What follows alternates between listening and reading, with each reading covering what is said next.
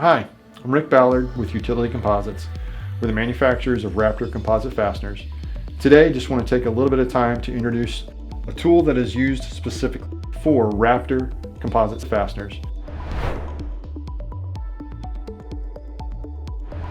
This is the 16 gauge pin nailer. It's called Omer R14.25P, and it's specifically designed to shoot the RAPTOR 16 gauge pins, which range in lengths of 7/16 of an inch up to 3/4 of an inch.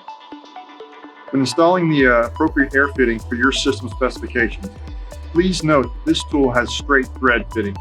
If you're using tapered thread fittings, please use thread tape. Before using the tool, get the tool oil that's provided with it and put 2 to 3 drops in the air hose inlet right here.